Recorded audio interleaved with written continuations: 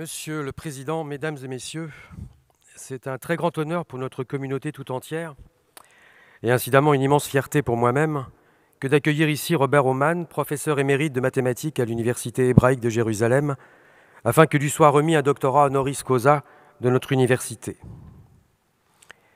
Si l'Université Panthéon-Assas peut à juste titre s'enorgueillir d'un passé prestigieux dans le domaine de l'enseignement juridique, la présence parmi nous aujourd'hui du professeur Aumann, lauréat du prix Nobel de sciences économiques en 2005, suffit à démontrer que grâce aux efforts conjoints de tous ces départements, et notablement des départements non juridiques, notre université a su ajouter à la très respectable mais cependant incomplète ambition de transmettre les savoirs, celle de s'ouvrir à la recherche scientifique la plus exigeante et partant d'y gagner de nouvelles lettres de noblesse en même temps qu'une lisibilité académique dépoussiérée. Au-delà des nombreuses distinctions venues régulièrement célébrer au cours des 50 dernières années l'apport fondamental de Robert Aumann à la science économique, et cela dans les domaines particulièrement réputés et redoutés pour leur grande abstraction mathématique de l'équilibre général, de la théorie de la décision ou de la théorie des jeux, il vient que le professeur Aumann n'est pas uniquement un très talentueux théoricien, inventeur habile de plusieurs théorèmes élégants, qui, comble de la reconnaissance scientifique, porte même son nom, ce dont se contenteraient aisément la plupart d'entre nous.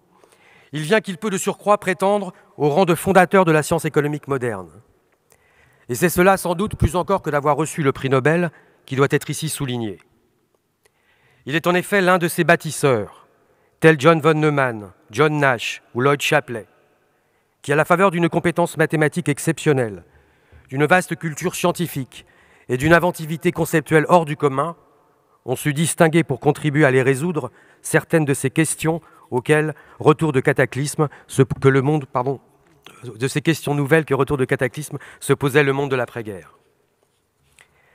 Né en Allemagne à Francfort-sur-le-Main dans une famille juive orthodoxe, laquelle, fuyant la tyrannie nazie, rejoignit les États-Unis en 1938, 2 semaines avant la nuit de cristal, nul doute que Robert Aumann fut, comme tant d'intellectuels et de savants juifs d'origine européenne, issus de ces générations qui ont été directement exposées à l'innommable, de Freud à Einstein, d'Hirschman à Kahneman, durablement affecté et foncièrement marqué par l'impensable intimité de la barbarie et de la civilisation, l'inconcevable tolérance de la rationalité pour la dernière sauvagerie dont la Seconde Guerre mondiale donna une tragique représentation. Sans aller jusqu'à affirmer que l'intérêt du professeur Aumann pour l'analyse axiomatique, telle que celle-ci imprègne la théorie des jeux ou celle de la décision, prend sa source dans cette inquiétante aporie, force est néanmoins de constater que le concept qui innerve ses travaux en profondeur, attise sa réflexion et élabore peu à peu à son entour, article après article, une sorte d'édifice dense et robuste, de sa théorie des probabilités subjectives à son modèle de la connaissance commune, de la notion de jeu répété à celle d'équilibre corrélé, force est donc de constater que ce concept solaire, irradiant, est celui de rationalité. Une rationalité du sujet, intentionnelle, calculée, optimisatrice, disent les économistes, qui pourtant ne peut jamais s'abstraire totalement de son antinomie fondamentale, ce qui la menace, cette rationalité, et lui est cependant consubstantielle, à savoir le chaos de la pensée, l'inconséquence cognitive ou la licence irrationnelle. Robert Aumann écrit « La rationalité pure ne peut se suffire à elle-même, elle ne prend sens qu'immergée dans un contexte plus vaste, comprenant nécessairement une part d'irrationalité. » Ces très nombreuses publications s'étendent sur près de 65 ans. Elles concernent d'abord les mathématiques pures, lesquelles ont été le premier terrain d'expression de son talent à l'occasion de la rédaction de sa thèse soutenue au MIT à l'âge de 25 ans et consacrée à la knot theory, la théorie des nœuds. Il est tout à fait remarquable que la profondeur de sa réflexion, l'intemporalité de ses idées, l'élégance et l'universalité de ses raisonnements aient récemment convaincu des chercheurs en biologie d'utiliser certains de ses résultats afin d'approfondir l'étude de la structure codée de l'ADN. Ce n'est cependant pas à la biologie qu'il entend se consacrer. Dans les années 50, au MIT, il fait une rencontre déterminante, celle de John Nash, futur lauréat en 1994 du prix Nobel de sciences économiques et en 2015 du prestigieux prix Abel en mathématiques. Robert Aumann découvre alors la théorie des jeux que John Nash vient de révolutionner en un seul article, entrant ainsi en rupture avec la conception initiale proposée quelques années plus tôt par un économiste, Oskar Morgenstern, et un autre géant des mathématiques, John von Neumann. Dès lors, il ne cessera plus d'enrichir cette théorie pour devenir l'un de ceux à qui l'on doit aujourd'hui nombre de concepts, de modèles, de solutions, sans lesquels la science économique moderne peinerait à comprendre, à défaut d'en prévoir toujours l'évolution, la physiologie des marchés, le mécanisme d'une négociation, ou encore la nature des équilibres souvent subtils et instables régissant les relations internationales. S'il faut résumer les travaux du professeur Aumann, puisque telle est la règle de l'exercice, il est possible d'isoler 3 champs de la théorie économique où l'influence de sa pensée est spécialement évidente. 3 champs conceptuels qu'il a au reste créés lui-même, inventés en même temps qu'il apportait une première solution aux problèmes que ces champs soulevaient à l'instant qu'on les distinguait et que les distinguant enfin, on estimait bientôt aussi naturels que complexes. En premier lieu, la concurrence parfaite, au moyen de la fameuse hypothèse dite du continuum d'Aumann, grâce à laquelle il est à présent mathématiquement concevable de décrire ce que Gérard Debreu, dans le sillage de Francis Edgeworth et de Léon Walras, appelait l'atomicité des marchés, la propriété d'insignifiance individuelle en matière de prix et de quantité d'équilibre. Au passage, il en profitera pour proposer une extension de la définition d'une intégrale à la notion de correspondance, laquelle généralise celle de fonction. En second lieu, l'analyse formelle de la connaissance et de la rationalité épistémique dans un environnement pluriel, ce que l'on nomme parfois l'épistémologie interactive, et pour cela il s'inspirera des travaux d'Edouard Lemon et Jaco Intica afin de développer jusqu'aux frontières de la psychologie économique les outils de la logique des modalités. Enfin, les jeux répétés, c'est-à-dire cette classe de jeux qui permet de rendre compte des interactions de long terme. Ces Collected Papers, réunis en 2 volumes, ne comptent pas moins de 1500 pages. Il n'est pas une idée nouvelle dans le domaine de l'économie mathématique, un mouvement, une approche, une méthode à laquelle il soit demeuré étranger. Son œuvre offre ainsi un panorama saisissant de l'histoire de la théorie économique pure, aussi bien que l'inextinguible témoignage d'une pensée toujours en éveil, originale, personnelle. Le professeur Aumann ne fait pas commerce de ses compétences, de ses distinctions. Il ne possède pas de cabinet. Il n'est pas un expert, mais il est un savant, un érudit, l'un de ceux dont l'université, depuis le Moyen-Âge, tire sa fierté et sa grandeur.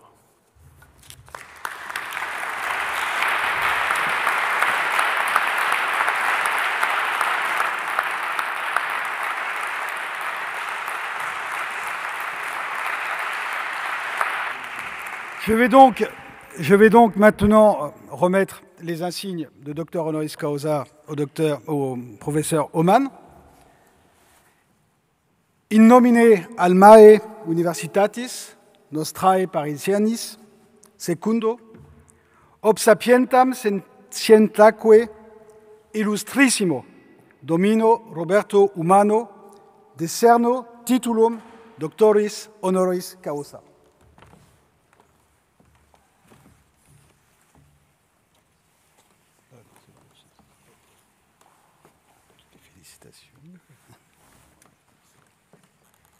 Ça tombe. Merci.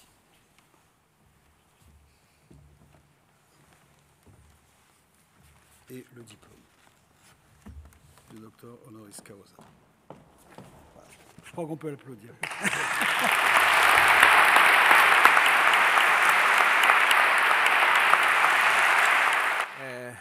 President Braconnier, Professor Billot, Professor Pavlovich, fellow honoraries, beloved wife and family,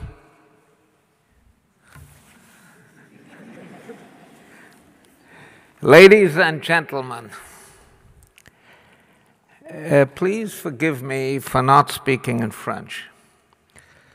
I studied French in high school, but high school was a good long time ago,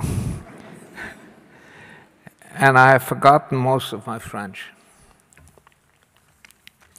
I do, however, remember a few words, among them the most important words in any language. Merci. Merci beaucoup. It is a great honor for me to receive this degree, a great honor and indeed a great pleasure. It is wonderful to come back to this gorgeous city and in particular to this very beautiful spot in it. And for this, and for the honor you are doing me, allow me to say merci, merci beaucoup. In particular to Professor Kristina Pavlovich, with whom I have been conducting a scientific correspondence for close to a year, and who is the moving spirit behind this beautiful event, as well as to Professor Antoine Biot for his kind words and for his part in making this event possible. And allow me also to pay my respects to the magnificent French School of Mathematical Game Theory, led by Professor Sylvain Cerin, whom I have known and worked with for close to half a century. So to all of you, merci, merci beaucoup. It is a Jewish custom to read every week a portion of Scripture. In particular, the Pentateuch, the first 5 books of the Old Testament, is divided into weekly portions. The whole cycle takes a year. We began the cycle 2 weeks ago, shortly after the Jewish New Year, with the creation of the world. Last week, we read about the Tower of Babel. Scripture relates that all of mankind spoke one language. All were of the same mind. God saw a danger in this, in the monolithic structure of society. He considered that it was important for people to have different opinions, that society could not advance if there was only one viewpoint, that progress is enabled by people challenging each other and seeking responses to these challenges. So he introduced the different languages into the world, perhaps a euphemism for different viewpoints. Indeed, that is how science progresses. Unfortunately, that was last week's reading. Unfortunately, this week's reading includes the first account of war in Scripture. That, of course, is taking differences of viewpoint too far. Fortunately, in the world of science, we have learned to use differences of opinion,